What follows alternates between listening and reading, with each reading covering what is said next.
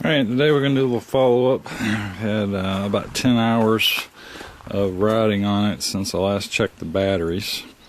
So I figured it was time to check the batteries. Well, I had to, you see they're kind of clean now. And there's mud, if you can see it, straight down there. You got this big hole on the bottom and had a lot of mud that came up. There's still a pile of it, and there's mud down in between the batteries, although I doubt you'll be able to see it on the video. Still, I want to rinse these batteries off because there was mud all over the tops of the batteries. I guess it came in from down below and splashed up, and it was just mud. Lots of mud piled up on top of these batteries. Of course, we went through a lot of mud in the last couple of trips. And so in those last 10 hours, I probably charged these batteries about 10 times. But I noticed these terminals were perfectly clean 10 hours ago. And now look at them. That's your main terminal there. On this side, I think that's the only bad terminal. So, go around to the other side. Okay, here's one of your main connections here. You can see how that's corroded. Oh, there's another one right there. And you can see that it's corroded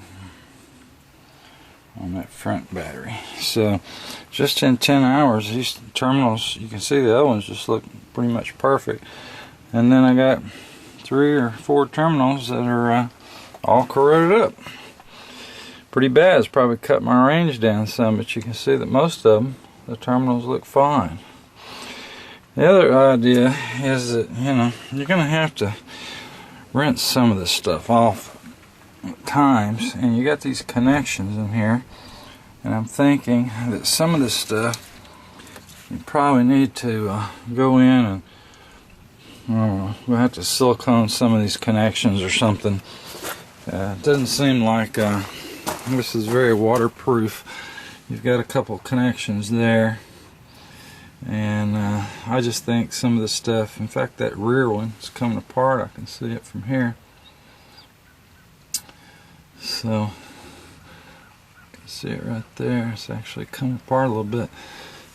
At any rate, I think we're going to have to probably put something around some of these connections here that aren't quite so waterproof and fix them up. But that's just 10 hours of use, and already my batteries connections have problems. The other thing I noticed is that right here on the step, this bolt here popped out because it's just slotted and it just bent or whatever.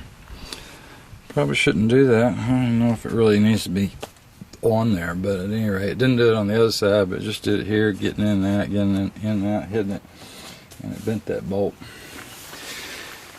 And from playing in the mud, I can tell you that I'd like to be able to turn off the traction control at times when you're going up rocks or other things.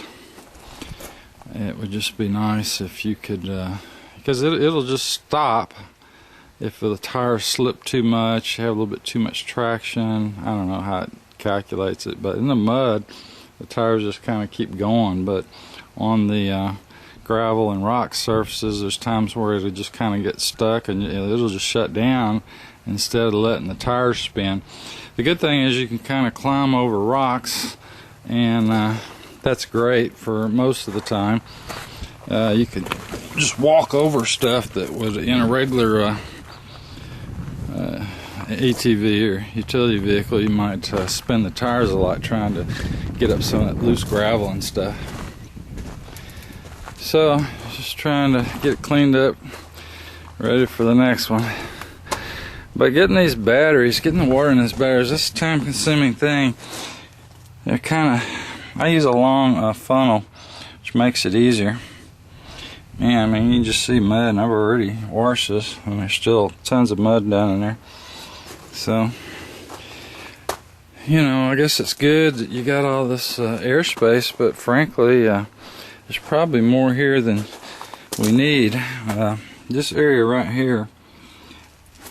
You can't see my foot down there. That area right in there, I'm thinking could be closed up. Keep all that mud from splashing in right up under there. You know, it might not be too bad most of the time, but you just don't want all that mud up here on top of your batteries, and that's where it ends up getting. And it just collects all up in here, which you got to get it out. You don't want all this mud sitting in here, rusting your battery trays out. So I think might make something to close that off down there. You got holes. You can kind of see them. You got holes down there in the bottom, all on the bottom for water to drain out. Same thing. If you can see one there.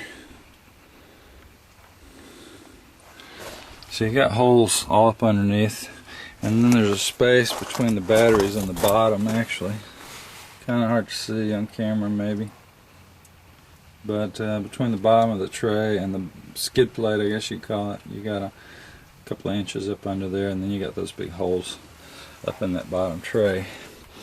And then you've got a big area here where you got plenty of airflow coming out the back here.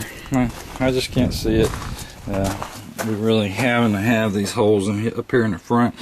You've got lots of space above the batteries. You've got a certain amount of air that can get in around the seat, stuff like that. So I think you got plenty of air getting in there.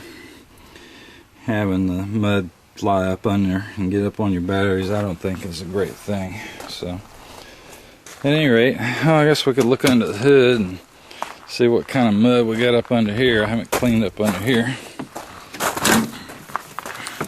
so you can kind of see where it collects here on these fenders. And then I'm just running this winch on one battery right now until I get go make a few modifications. So you got a little mud way up there on top. Most of the stuff stays pretty good up high, so I'm not really worried too much about that, but there are connections I think we should deal with and try to make them a little bit more waterproof. But I'm going to get a 48 volt to 48 volt to 12 volt inverter or whatever, converter, and mount it down in here, and then tie that 48 volt connection back to these main batteries back here in the back. That way I'll be able to run this 12 volt winch off of all of these batteries combined.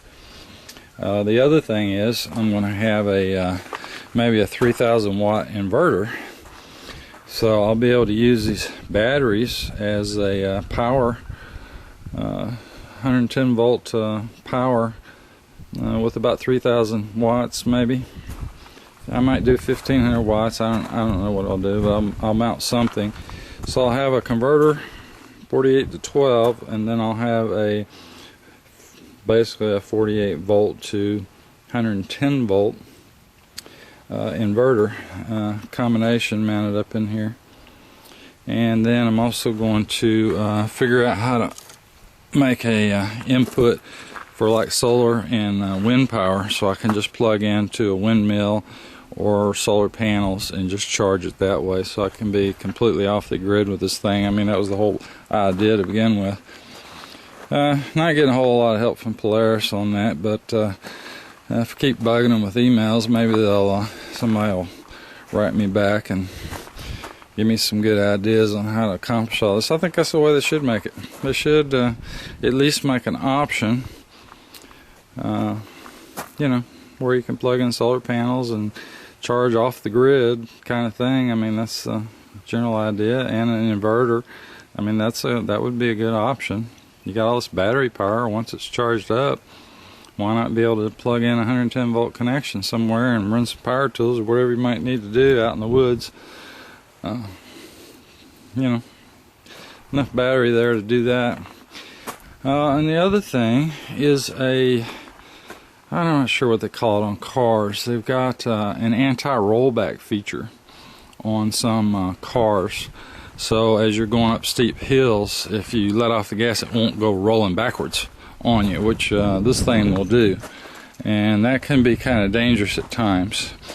So a switch, it should be real easy to do with this thing.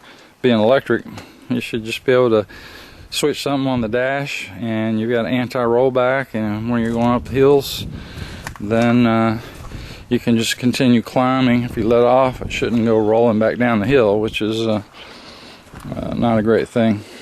So they could do that and have a button to flip off your traction control at times. Most of the time, what this EV does, climbing, is fine.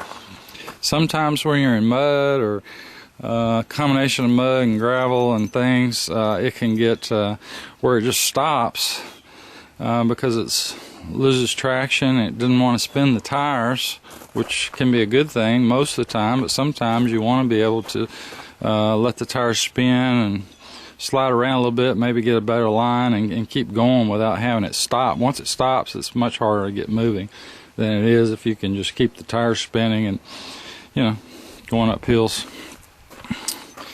Doesn't always do that, so it depends on the terrain. I'm not sure how it figures out when it wants to kill the power and just stop the tires from turning, but that's just not always a great thing.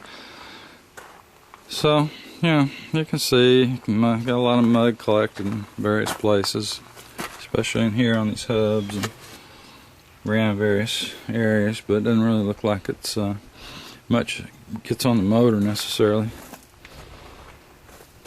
And these tires only do so much. I've got some video posted that kind of shows you if you had mud tires, but I kind of use it in a place where I'm more concerned about tearing the terrain up, which is one of the reasons I bought it. So I'm going to keep these tires on here for the use I'm going to use it for. I was just playing around with it a little bit, see what it would do with these tires. So kind of getting a good idea of that. And that's for now. We're going to go shoot some more video and try some more rock climbing, stuff like that. Yeah.